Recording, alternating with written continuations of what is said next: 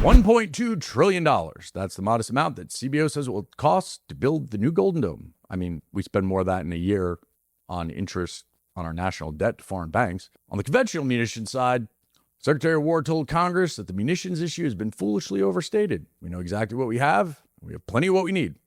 It's great to hear, but don't let the confidence fool you. The Department of War is pivoting to a new era of low-cost dominance. The Arsenal of Freedom, a.k.a. LCCM, a.k.a. the Low Cost Containerized Munitions Framework, which represents a fundamental shift in how the United States buys and builds weapons for the future. The White House just dropped promoting efficiency, accountability, and performance in federal contracting, fundamentally shifting execution risk off the backs of the American taxpayer and right onto the fancy conference tables of corporate boardrooms. The CDAO is clearing out bureaucratic rot to let fast-moving tech startups compete. They literally cut paperwork and are letting you pitch by video. Bye-bye, proposal consultants. The War Department is building the most lethal and agile industrial base in human history. But get your security right. The department just dropped a massive regulatory hammer on foreign investments and ownership. So, how would one navigate the fastest structural changes in defense and national security history? Let's find out. I'm Mike, and this is Last Week in D.C.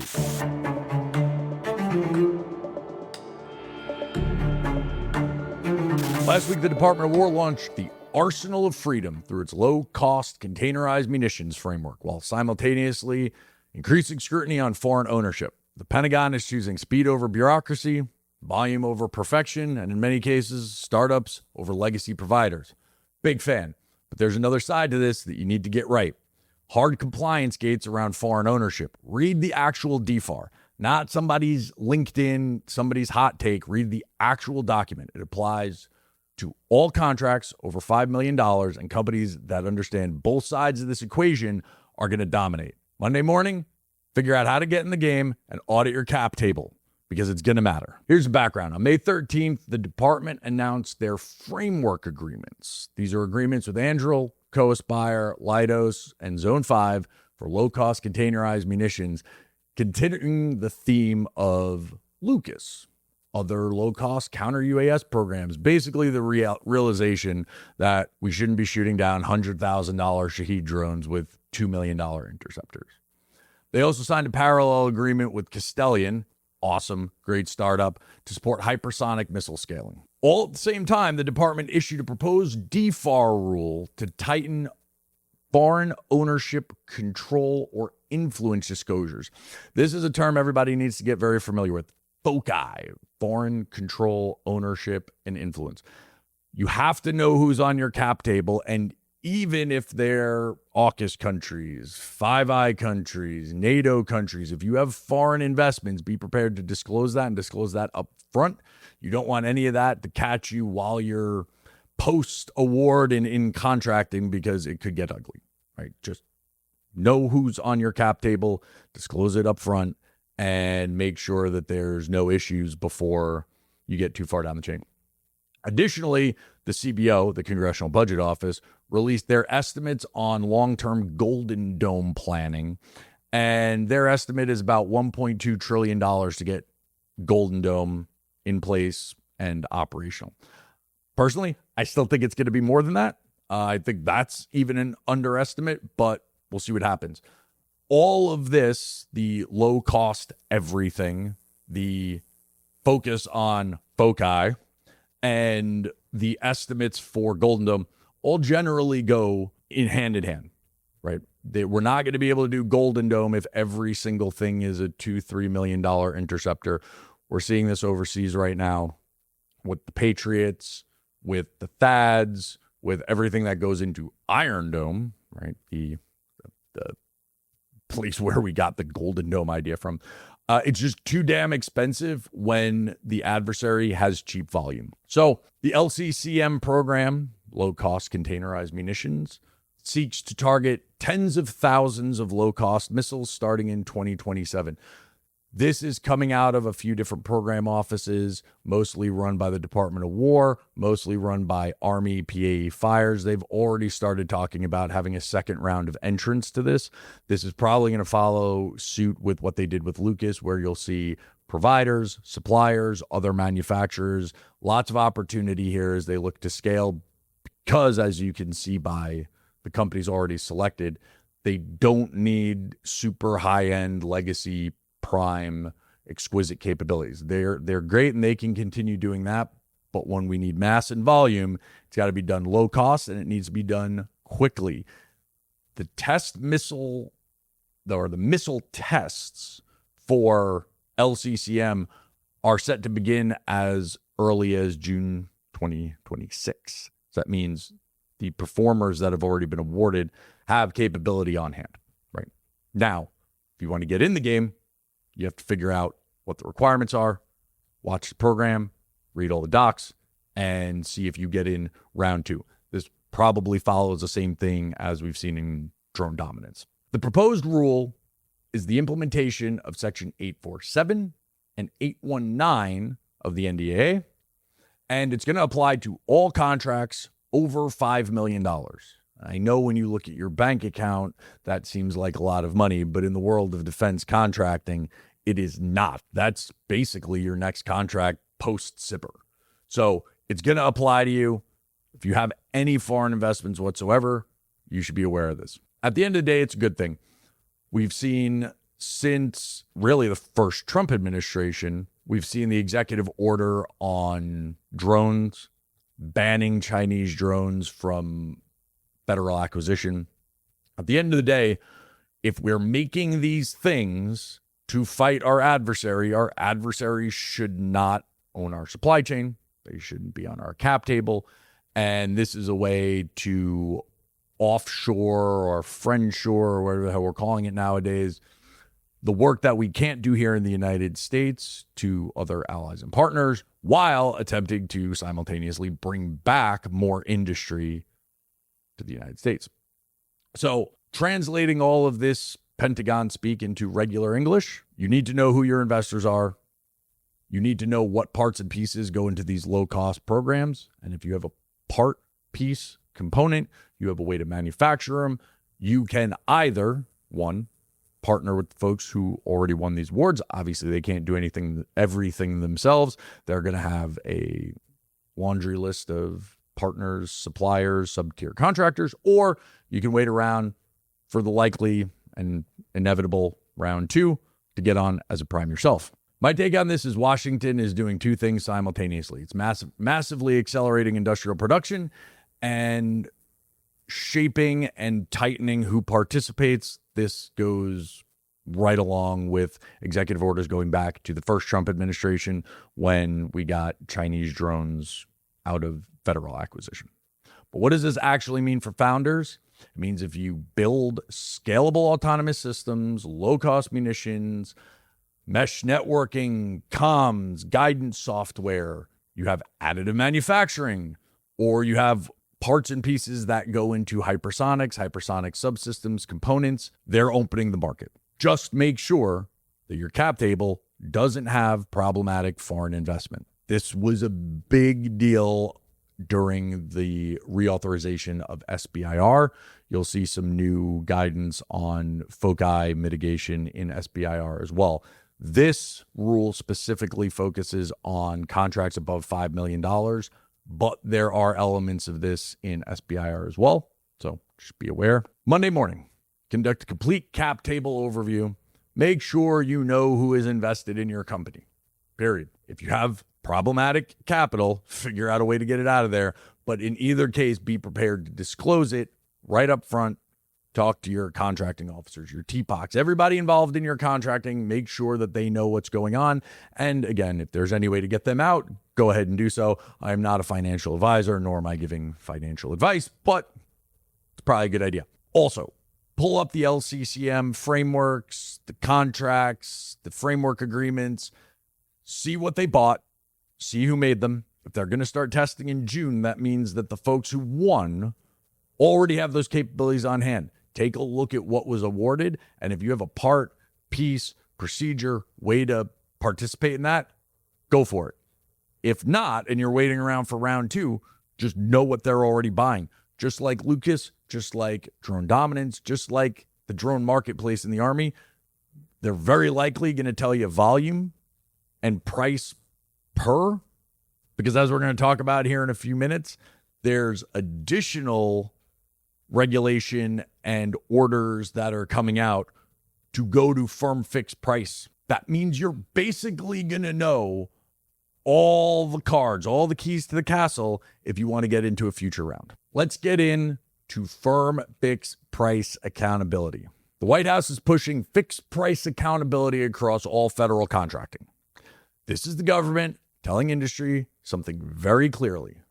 Show up with the capability, ready to deliver it fast, and deliver it at a predictable price. No more science projects, no more I'll figure out how it costs once we're on contract, and then I'll lump some profit on top of it. Cost plus contracting. No more. Acquisition culture is changing, and the old system is moving on. Monday morning, stress test your operational margins, convert your capabilities into fixed price structures, and get with your team, because at the end of the day, if they buy it for a price, no one's going to question your profit. This is exactly how the commercial world works. I don't go into the Apple store and ask Apple how much they paid for the parts to make that computer. You just buy it and they profit. Welcome to defense modernization. Here's the background.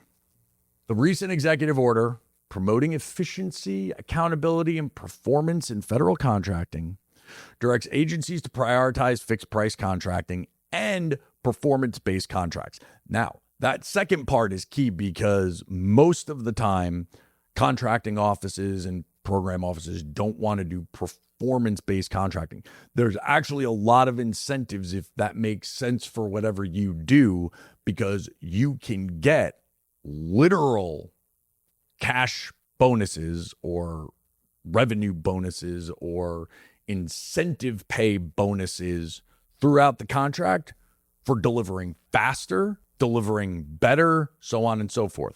Again, I'm not a lawyer, but look into all of the options for performance-based and fixed price contracting so that you can get with your team and figure out what's the best way to deliver. But I'm telling you right now, it's not cost plus. Here's the hard facts. Agencies have 90 days to review their 10 largest non-fixed price contracts. I hope you're not one of them.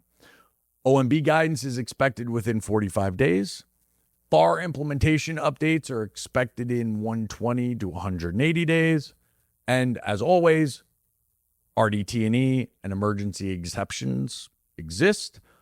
But for the most part, going forward, we know if we take the history of what's been going on over the last year, OTAs, CSOs, and now fixed price or performance-based contracting is the law of the land. These are the default measures of which your program offices and your contracting are going to take. If you're off on these things, because for whatever reason you decided to follow the old ways, change, go back to the new thing. Because at least for the next 2 years, 3 years, this is going to be the law of the land as it continues to get past the rulemaking and out of executive order. It becomes more and more fundamental to the way the future of federal contracting is going to look. Washington is shifting the execution away from the taxpayer of endless upcharges and endless unknown cost onto the contractors. And that's the right way to do it. It doesn't matter if that's a startup or a legacy prime. You're in business to take a risk. We can scream and yell about the executive salaries of the big primes all day, but the fact of the matter is the government doesn't actually make anything. We need contractors and the industry to make the things. No one's going to be in business if there's not profit. That said, fortune favors the bold, and the risk has to be on the contractors, the providers, the businesses, not on the taxpayer with unknown or unforeseeable costs to the greatest extent practicable. Great. So what? So what? The so what is fixed price contracting is absolutely the strategic advantage for a startup or a small business that operates in a commercial manner. I mean, most startups are born in the commercial market or with that mindset and mentality. You should already know how much it costs to build your drone, write an API, manufacture your part. If you're truly a dual use company and you're selling it on the commercial market, it makes it that much easier. The old school legacy defense primes have had this mantra: price to win, manage to profit. If you have a price to win, manage to profit mindset, you're going to lowball your price. You're going to make all your money on the back end on parts, spares, repairs, O&M, and sustainment. Now, the federal government is moving to a commercial model. There will be a time when they start addressing the full life cycle management and we start really considering, do we keep, the A-10 around forever? Well, now we have to because there's no replacement. Are we going to be paying life cycle and sustainment costs on LCCMs? God, I hope not. They're cheap munitions that come in a container, and when the ones that we have are old, we should shoot them out, take them to training. I can't tell you how crazy it was being in the Marine Corps when you would be issued some kind of weapon and you'd shoot it once before you deploy to combat. Well, if we have old shit that we don't want to use anymore, we'll shoot that out because the replacement of that is actually going to be more cost efficient as we move forward. There's more providers and more vendors. It's not a bad thing. I had someone in the government while I was working on the Hill one time, I'm not going to say who, but tell me, Mike, this isn't the 80s anymore. We can't fully onboard a new program before sunsetting the old program. There's going to be a gap, and there's no way around that. I think that's absolute bullshit. These big programmatic gaps while we wait for something that might hopefully show up does not help the warfighter at all. Low cost, continued iterations are the replacement to a system that says, we're going to knock down this house and rebuild a new one on the same plot of land, causing you to be homeless for however long it takes to build that house, and replaces it with the Toyota Corolla model. Every 3 years, there's a new model on the street. You might not need the next one, but that next one or that next one, when your old Toyota Corolla starts getting up to 10, 15 years old, there's already one that you can just go buy. We don't have to have huge gaps in programs.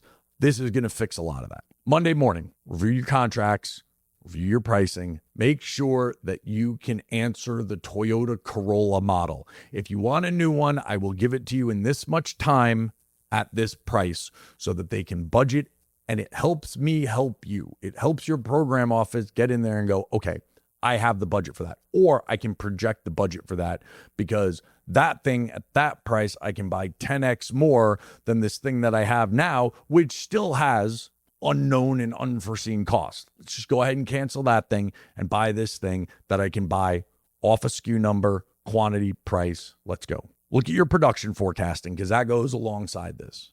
Knowing how much your thing costs is great. Your program offices are also going to want to know how long it will take them to get how many. This goes into manufacturing readiness levels, the MRLs of the world. You need to know that as well.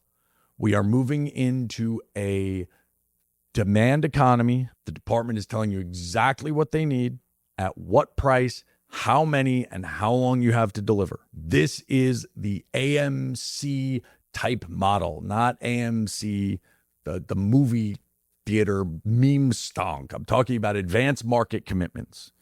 It's a federal budgeting tool that allows them to say how much they want, issue a price, and then seek vendors for quantity. This happens in cases where we have presidential determinations, which are also on the White House, where you would find executive orders.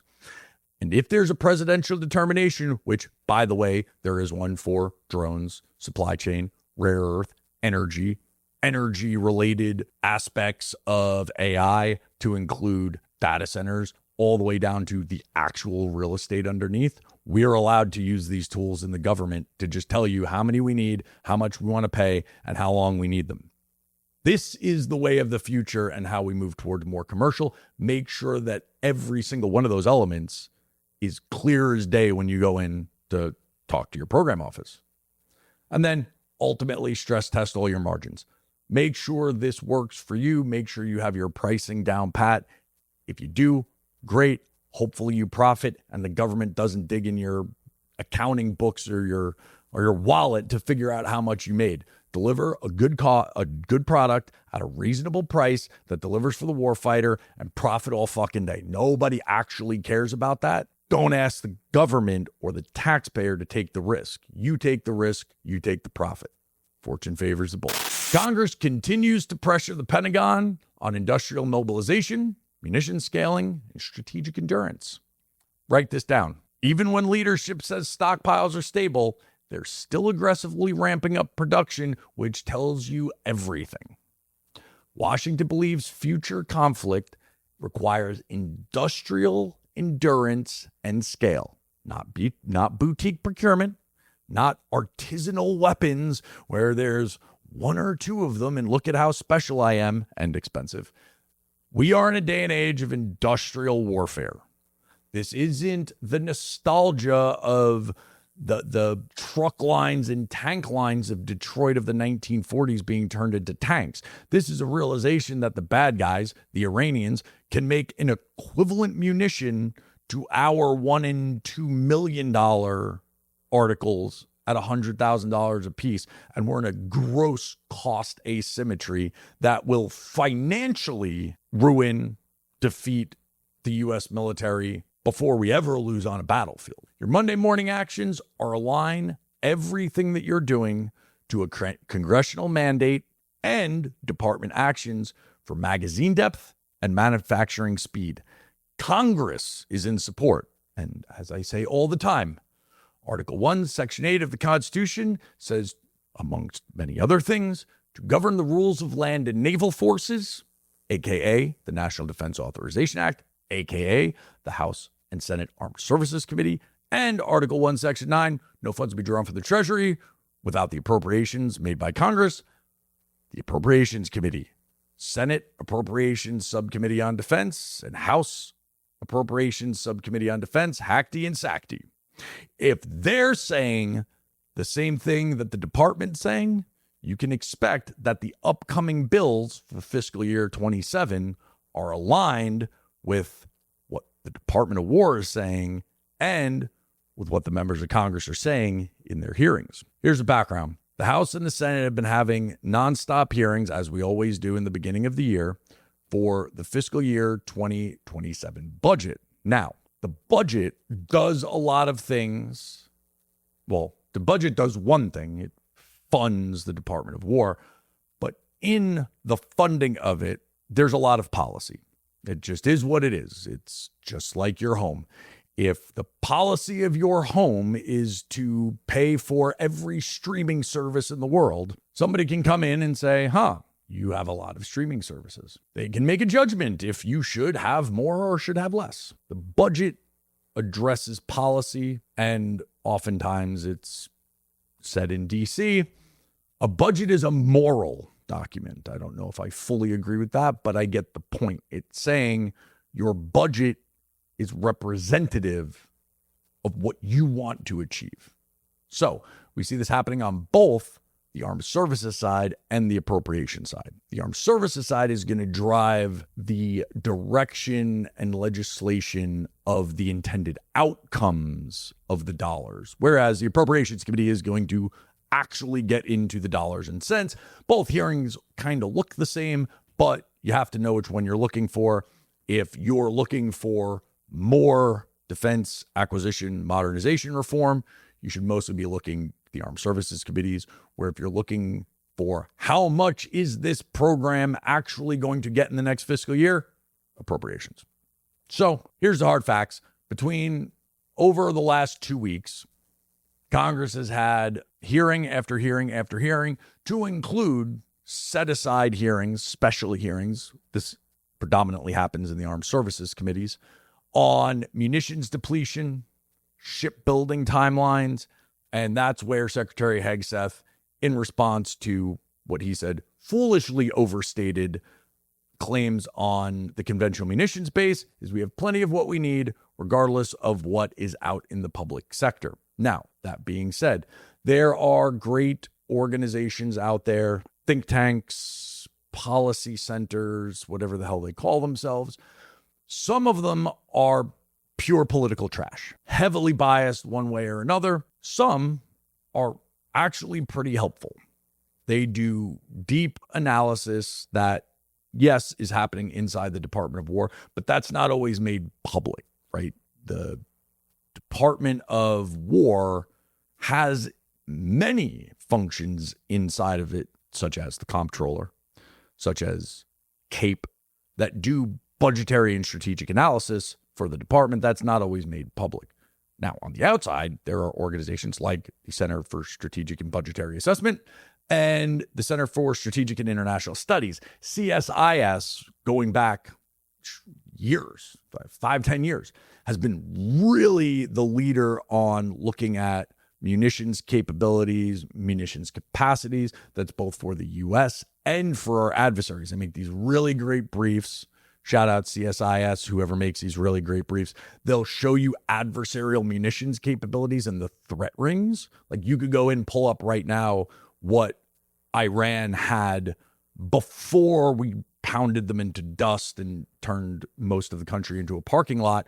You could see their conventional and ballistic missile capabilities and how far they could actually reach if you want to know why the Trump administration took the threat from Iran so seriously. But back to the point, the secretary and the comptroller and other senior leaders have been up on the Hill talking about their needs for the 27 budget and dispelling some rumors that, while in the open public sector, may or may not be true. If you don't have a security clearance, you're not going to know, is what it is. Here's my analysis.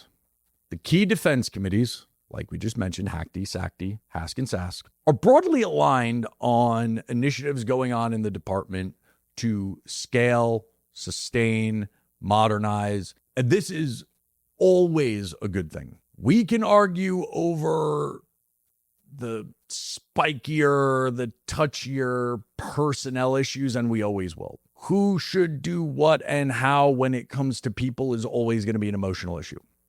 When it comes to nuts and bolts, common sense, dollars and cents, I'm glad to see that broadly across the defense committees, everyone is lining up behind this administration's initiatives. Every senior member of the defense committees, and I can say that unequivocally, go back 5, sometimes 10 years, regardless whether they were in the majority or the minority, have said the same things.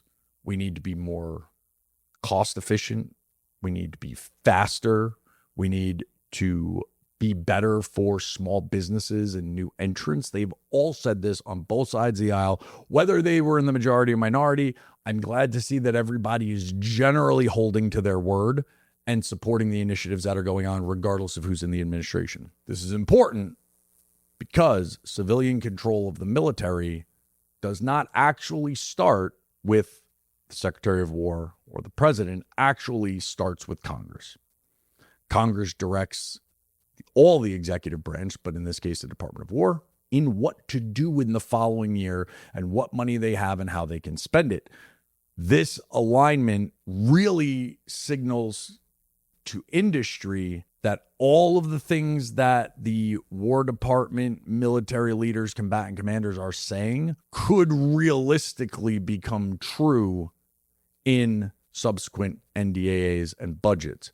When there's a misalignment of this, you have senior military leaders saying that they want X, Y, and Z, and Congress is putting a stop to that, whether in language, NDAA, or just defunding the program in the Appropriations Committee. The chairman of HACD, the House Appropriations Subcommittee on Defense, made a very interesting comment that continues that thought of the alignment of the Congress and the department around all the things that need to happen. And honestly, the tidal wave or the progress that we've seen in the alignment really since probably as early as 2015 when Ash Carter stood up DIUX. So the chairman of HACD had an interesting quote that while I am cautiously optimistic that the alignment of everyone around modernization, speed, and cost efficiencies is a good thing, the cautious optimism is because of this quote by Chairman Ken Calvert. I have been here a long time, and I've watched administrations come and go, and I promise you that there are bureaucrats who are trying to wait you out. You must demand accountability at every level of your organization. Otherwise, the Pentagon will simply snap back to the status quo, which does not serve our warfighters or the taxpayer. Now, is there anything that you can do about that? Maybe not. But what I will tell you is, having been inside the Congress and inside the Pentagon, there are lots of people who are not the deep state bureaucrats purposely trying to hinder these phenomenal efforts. They are honestly just people who don't know about the new thing.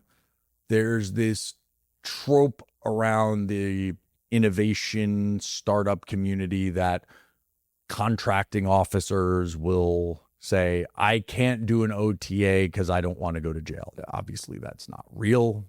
But if you're good at this, if you have had some success, whether that be through utilizing simplified acquisition threshold contracting or an OTA, work with your users, work with your buyers, work with your contracting officers. If it just seems like they don't know how to do this stuff, I can't tell you how many times the government folks that have been trained in a specific way of doing business are more than willing to try something new to deliver to the warfighters faster. It may take a legal review, but once they get beyond that, you're going to have a great customer. If there's any opportunity that you can get in and help based on some past success, I would definitely roll the dice on that. But back to Congress, what we're seeing is munitions, autonomous systems, and other strategic assets, aka everything going into Golden Dome, has a tidal wave and velocity of the moment. If you're in that space, get behind it. I don't see this slowing down. When the Hill and the Pentagon are aligned, things move. Monday morning, read the transcripts. Look, I'm not saying that you need to live on C-SPAN, but there's maybe 5 or 10 hearings that you can pull the transcripts of, that you can listen to off YouTube in your car on the way to work. Don't ChatGPT this shit. Don't get a summary. Listen to what the leadership in both the Pentagon and the Hill are actually saying, because those words, the actual words, are what you should be weaving into all of your strategic messaging. It should be in your decks. It should be in your public presentations. It should be all over your website. If you're aligned to something that the Hill and the Pentagon both say they want to do, it makes market research a lot easier. Align your decks and prepare to answer all of the questions that they're asking the secretary, because you have to assume if the Congress is asking the secretary, how do we get better, faster, cheaper? How do we get better budget projections? How do you move to fixed price? How do you do OTAs and CSOs? You can damn well sure that when those memos roll downhill, your TPOCs, your contracting officers, your PAEs, PEOs, CPEs, PMs will all be asking you the same question, because they need to answer that up the chain. Pentagon officially deploys DEAL Team 6. Yes, that's right. DEAL Team 6 as part of the new Economic Defense Unit. They're going to rewrite procurement mechanics, aggressively target supply chain vulnerabilities, and enforce contractor-funded manufacturing expansion. This elite squad of Wall Street negotiators, investment bankers, and private equity heavyweights are operating right out of the highest levels of the Pentagon. They're systematically hunting down waste, weaponizing commercial capital, and treating busted supply chains like corporate restructuring. If your business relies on endless cost plus and consulting hours, your days are probably numbered. Monday morning, audit your production capacity, calculate your baseline unit costs, and prepare commercial-ready pricing structures and proposals to pitch directly to the EDU, because Deal Team 6 is coming for you. Here's the background. Secretary Hegseth officially unveiled Deal Team 6 as the operational arm of the newly established Economic Defense Unit. Now, look, there's no surprise here. The DepSec, the Honorable Steve Feinberg, used to be the CEO of Cerberus Capital. If you guys aren't tracking Cerberus Capital, it's a private equity firm, but it's not a private equity firm in the same way that most private equity firms operate. This isn't a Carlyle or a KKR, which I'm sure do great things, nothing against them, allegedly, but this isn't an organization that buys companies, polishes them off, and then sells them.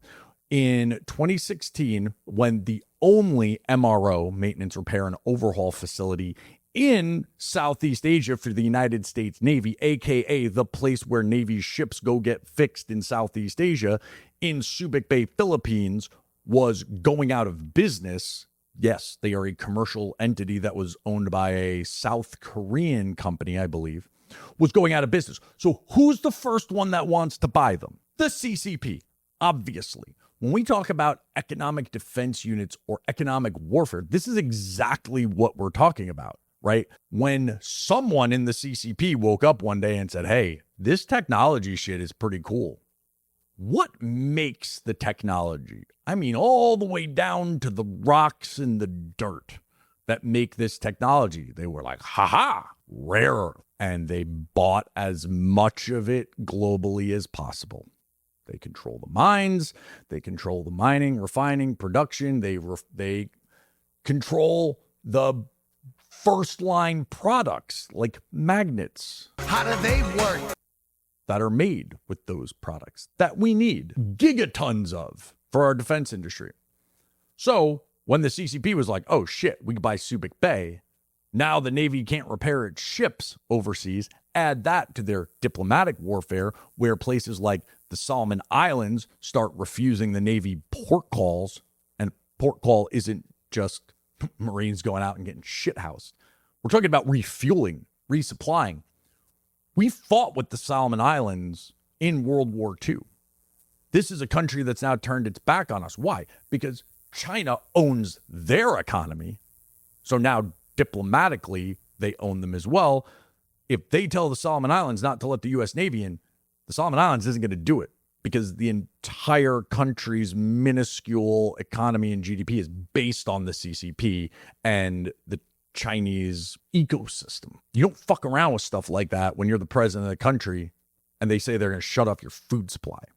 So economic warfare is a very real thing. Cerberus Capital very publicly went in and bought Subic Bay, so it stayed in U.S. hands.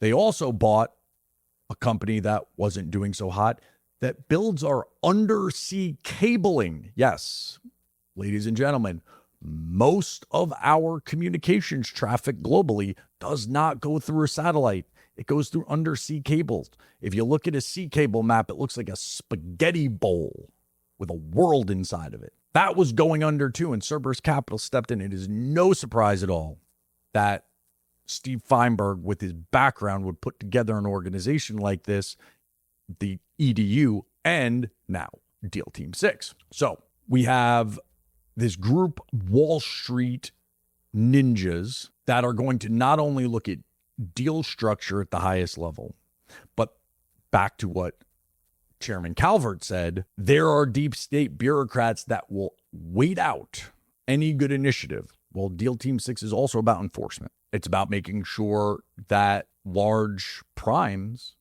in the commercial sector live up to their ends of the bargain as well. At this point, the organization has up to $200 billion in financing capacity with long-term deals, pricing floors, multi-year, and firm fixed price purchase commitments. This goes back to the AMCs. They have the ability to spend on real industrial base policy. The things that don't exist in the US today that we need for national security don't exist there because there's not a commercial market.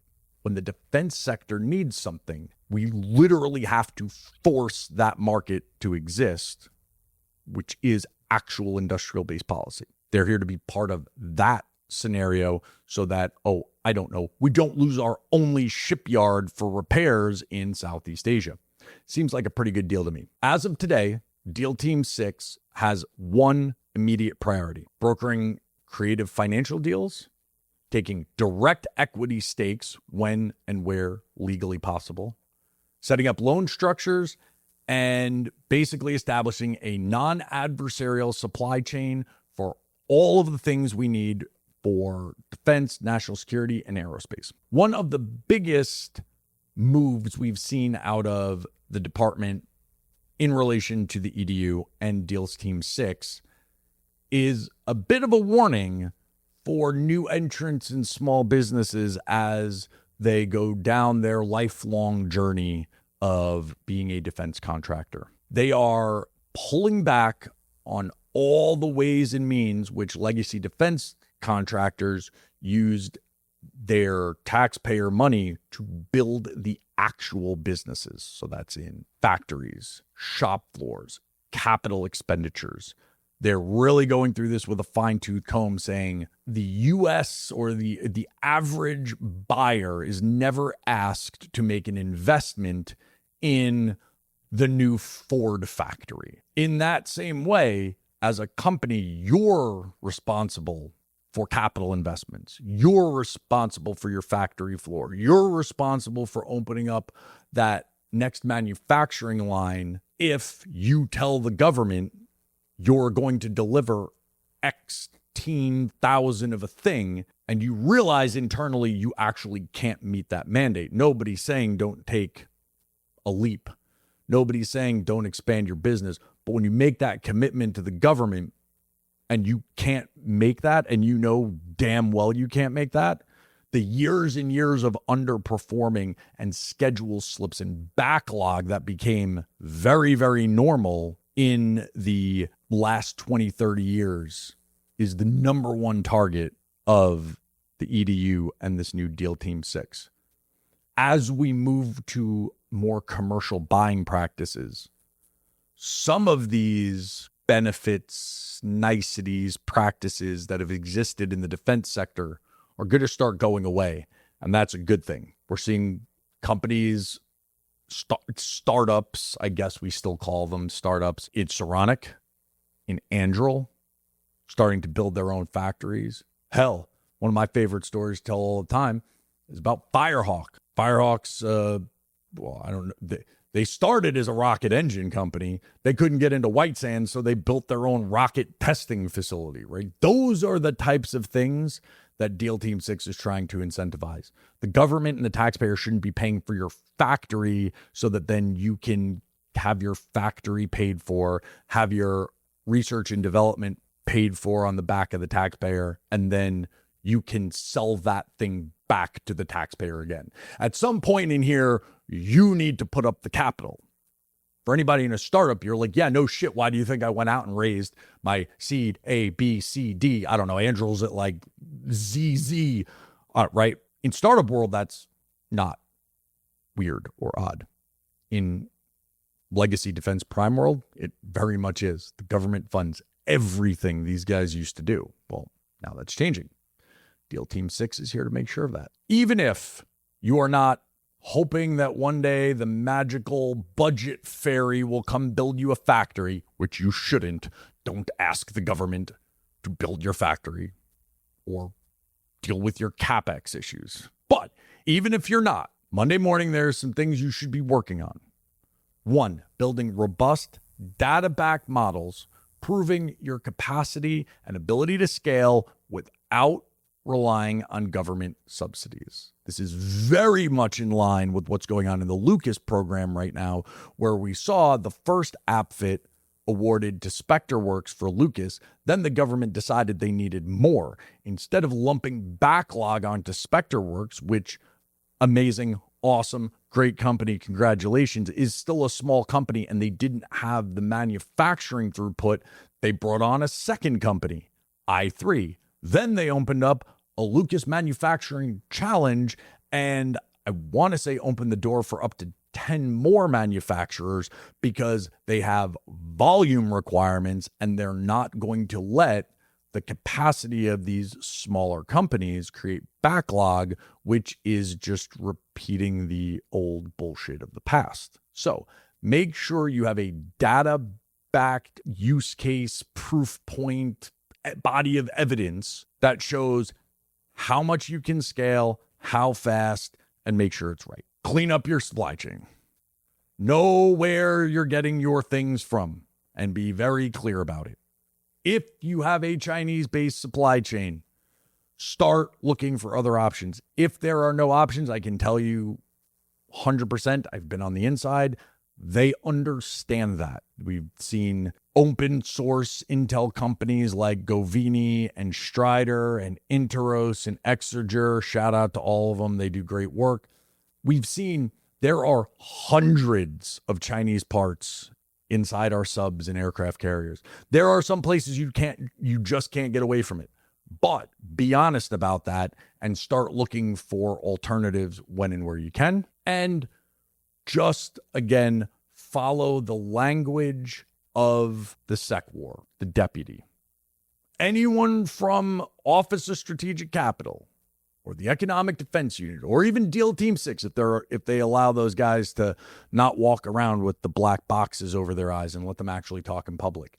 When they say things, you should be aligning your strategic communications, your deck, your website behind that if this applies to you. You get on message, it's a lot easier for them to engage with you if you're speaking the same language. Next week in DC, let's go. Okay, we got a bunch of really cool active solicitations that are open.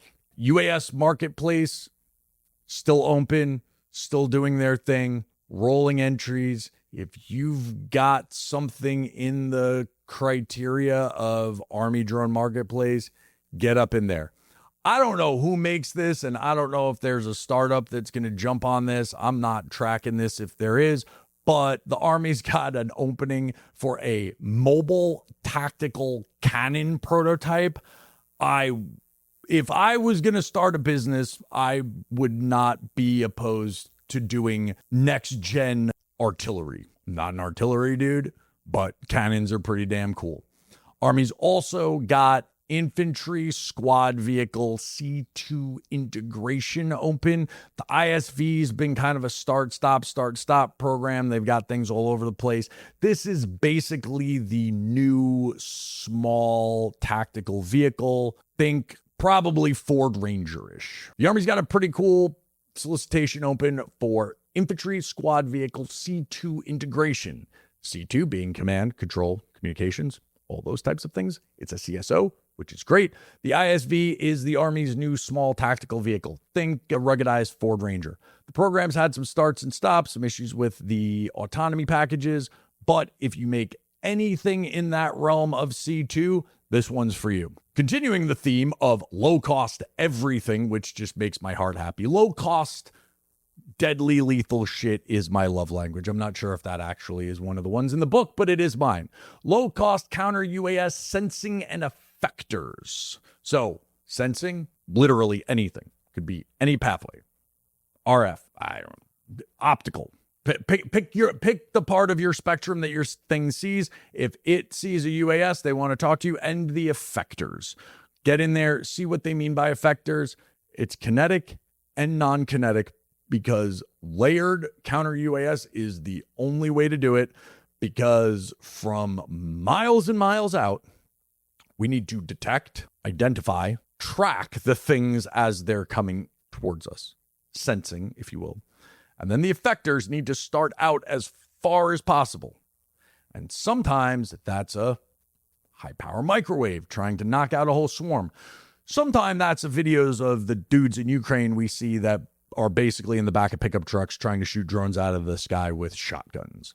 Hopefully we're on the former end of that equation, not the latter, but Army is looking at low-cost sensing and effectors. Awesome. Air Force, Space Force, Warfighter cognitive modeling, simulating effects of cognitive, perceptual, and operational factors on warfighter performance. Very interesting. Human performance, in my mind, has been an area where the tech has lagged pretty atrociously. We made a big deal that we were buying like Fitbits for dudes, and then we realized that they were running around bases in Iraq and Afghanistan, mapping the base for the bad guys. This is obviously not that. This is going into operational, perceptual, cognitive factors, operations on warfighters. I'm a big fan of seeing more work put into this area, but I'll be honest with you guys, just like I'm everywhere else, we can say everything we want to about health, wellness, readiness, families, service members, warfighters, whatever. I mean, shit, 2 years ago, they named the NDA something about service members and readiness, whatever. This is a grossly underinvested area of the defense budget. It just is what it is. Aircraft carriers are fucking expensive, $17 billion a pop. Those items, the Ford class carriers and getting the Columbia class delivered on time, are always going to outweigh these types of initiatives. I'm very glad to see that the Air Force, Space Force is moving the needle on this. Very similar to the Army, they have a Group 1 loitering kamikaze drone, CSO, out there. Again, following the AMC, not movie theater, advanced market commitment structure. They have a requirement that is clear as day, 50 nautical mile range, 200 mile per hour terminal speed. Holy shit, that's fast. This is like one of these racing drones. And a DDIL GNS denied, basically means communications denied, operational requirement. Awesome. They have an expeditionary automated CUAS system, which requires end-to-end defeat against Group 1 and Group 2, set up in under an hour by 1 to 2 personnel. No one can complain that the requirements aren't out there anymore. Requirements used to be the dirtiest word in all of the defense ecosystem. The requirement, well, the heroes over at the Department of War made it a first-year initiative to kill JSIDs. Requirements mean something different now. They don't mean JSIDs documents and processes that take, on average, yes, you can look this up in GAO reports, 800 days to decide if we're even going to buy something and what that thing would be. Straight up, the Air Force is just saying end-to-end defeat, set up in under an hour by 1 to 2 personnel. Boom. Next slide. That's the way it should be. Navy and Marine Corps, Ra Semper Fidelis, ground vehicle prototyping RFPs. This is a follow-on to an IDIQ MAC, indefinite demand, indefinite quantity, multiple award contract for SOCOM ground mobility platforms and prototyping across the small series of vehicles. So this sounds a lot like FOSOV, the Family of Special Operations Vehicles, run out of PEO Soft Warrior. On that note, today kicks off Soft Week 2026. The entire world is converging on Tampa, Florida, for the biggest and most ridiculous boondoggle of the year. There is great work that happens there. But as I am sensing in this RFP, this is going to the NSW and MARSOC community. And I love my brothers passionately, but God, is Soft Week taxing on the body and mind. Navy Marine Corps is also looking at enterprise scheduling tool replacements. They are retiring Microsoft Project, RIP. If you do a thing, and this sounds back office as hell, but welcome to the world of defense innovation. If you have something that replaces Microsoft Project, scheduling, Gantt charts, and resource management, the Navy and Marine Corps wants to talk to you about scheduling tool replacements. Don't put on a CSO, which means your thing has to be ready to go today. But if this is your world, one brief, shout out. This might be for you guys. I don't know. Good luck. All right, DARPA. I always want to give a caveat when we talk about things that are going on in DARPA. DARPA is super early. Everyone gives DARPA shit because their lack of transition. You have to understand that DARPA is Manhattan Project, right? DARPA is trying to jump from like theoretical physics and basic and applied research, something way more mature than that in a very short amount of time. The current DARPA director, Mr. Steve Winchell, is awesome dude. Dudes that have worked there before him, to include the former very short time acting Secretary of the Navy, Mr. Terry Emmer, good friend of mine, worked in the transition in the later stage office there. People, they do their damnedest to go from like teleporter ideas to something. They don't transition, but that's the caveat. It doesn't mean you don't work with DARPA. They do super cool shit, aka low cost, rapidly producible counter-air missiles. So this is not reinventing the wheel in my read. This is rapidly producible counter-air missiles. This is how do we make them in the field? Shout out Firestorm. How do we do additive manufacturing? And how do we start making munitions at the edge? There is going to be some technology and material and explosives and chemical sciences where we're going to need these DARPA folks in here to figure out how to do that on the edge, because we haven't yet. And it's not easy. More than that, here's some real DARPA shit. Biological processing units for low power edge AI and drones. What in the world does that mean? I don't know. Here you go. Synthetic neural tissue biological processing units for edge sensing and architecture. I don't even know what that means, but if you do, DARPA wants to talk. And low-cost counter-air missile propulsion. Rocket propulsion enabling production timelines compressed from months to days.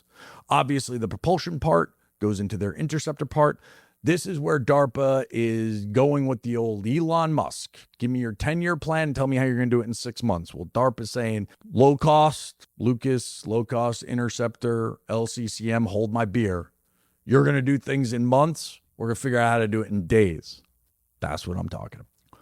Up at the OSD and the joint level, we have an FMS case management system modernization CSO.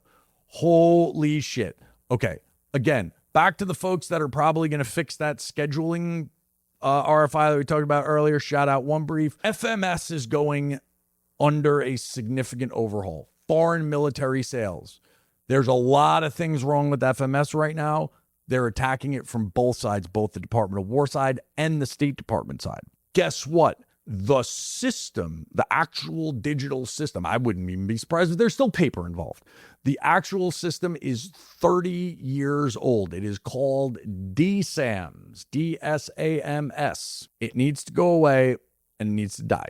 If you do things that look like case management, program management, task management, systems operations for operational activities of things that look like a large dollar, highly scrutinized sale, this one's for you. And finally, an automated geospatial feature extraction RFI.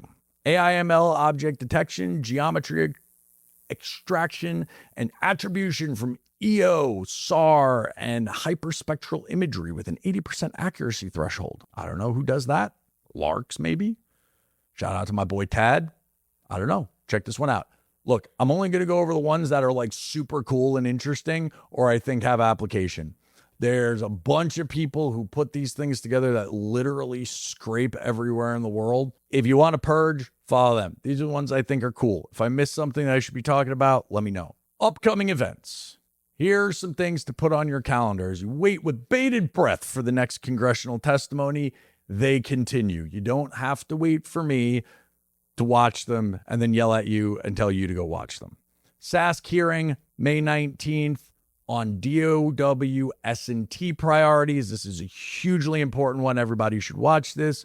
It is The primary witness here is going to be the Honorable Emil Michael, the Undersecretary of War for Research and Engineering, accompanied by, very interestingly, Mr. Dave Tremper. Dave Tremper is DASN for RDT&E right now. He comes out of the JRAC, the Joint Rapid Acquisition Cell that handles JUONs, Joint Urgent Operational Needs Statements. Very interesting to see what Mr. Tremper brings to the Navy. Same day on the 19th, we have a SASC hearing.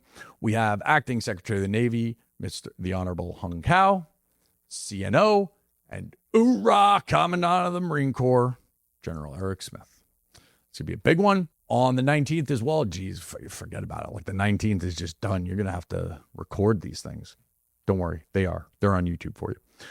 HASC, National Security Challenges in the Middle East. We're going to have the Assistant Secretary of War for ISA, International Security Affairs, Admiral Bradley Cooper, CENTCOM Commander, and General Anderson, AFRICOM Commander. Now, you would say, why would you have the AFRICOM Commander testifying at a Challenges in the Middle East? You shouldn't ask that.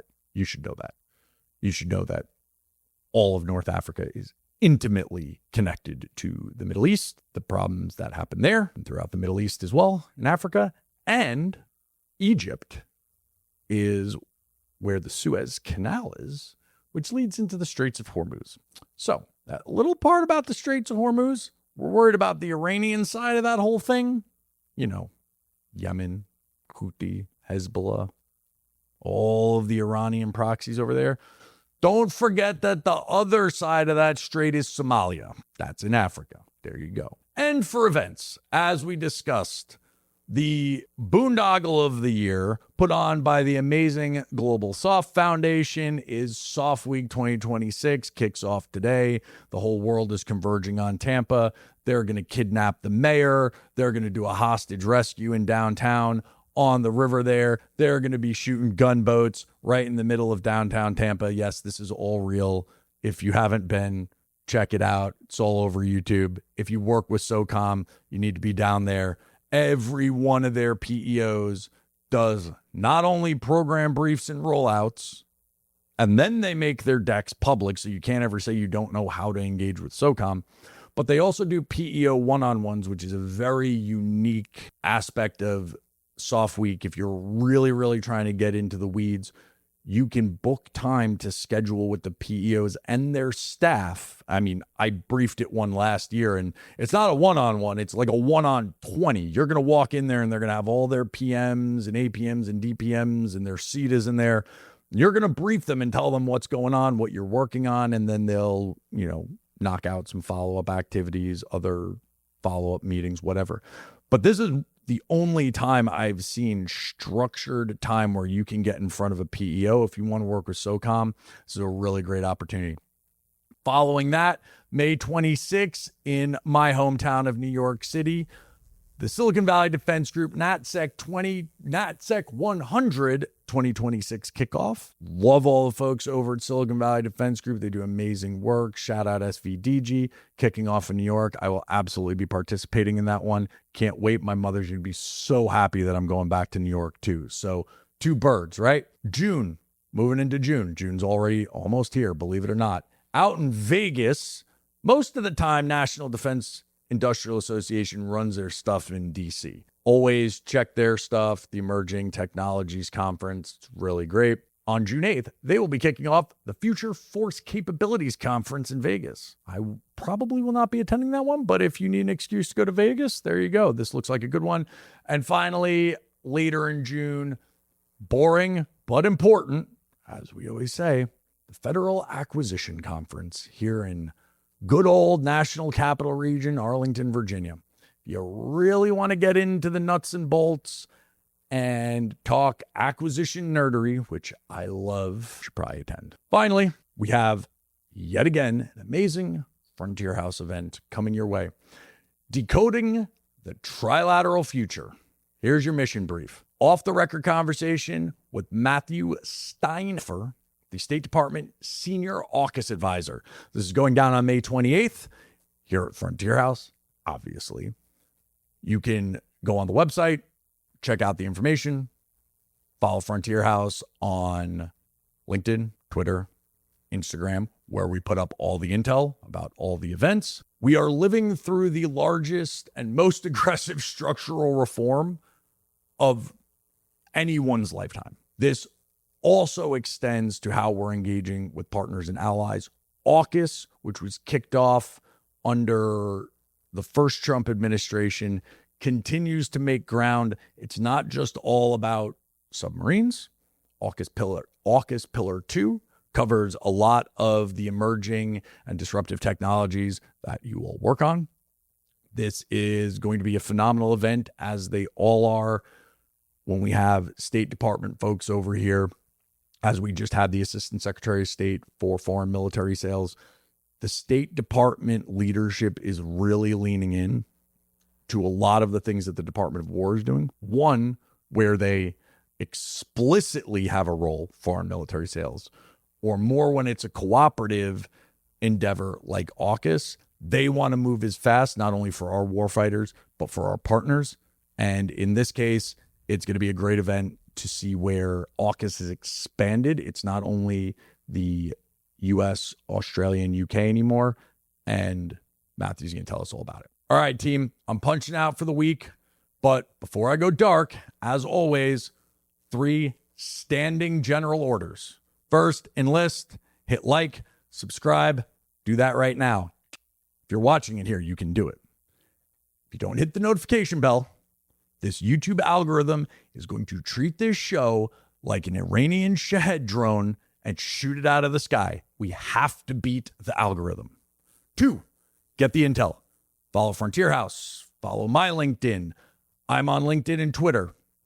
Frontier House is on LinkedIn, Twitter, and even Instagram, believe it or not. Follow wherever you follow social media. That's where we drop the intel. You will get your event notifications and what we're up to way before you see it on here.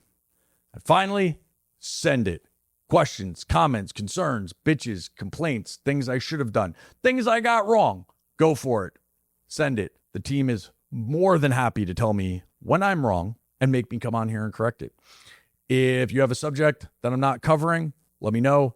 And as we move into a bit of the slower season, we're going to start having more interviews. If there's somebody that you would like to get on here, we've obviously already had the amazing Sam Spencer Pittman from Army Fuse. We've had Devin Bohannon from the DOW AppFit program. And we've had the amazing OG of OTAs, Bonnie Evangelista, out of the Undersecretary of War for Acquisition and Sustainment. We'll continue to have industry and government experts on here. If there's someone you want me to interview, let me know. We'll try to knock one out with Matthew next week when we do the AUKUS. Besides that, let me know. Team, the ordering phase is live. Maintain your margins, audit your cap table. I'll see you next week.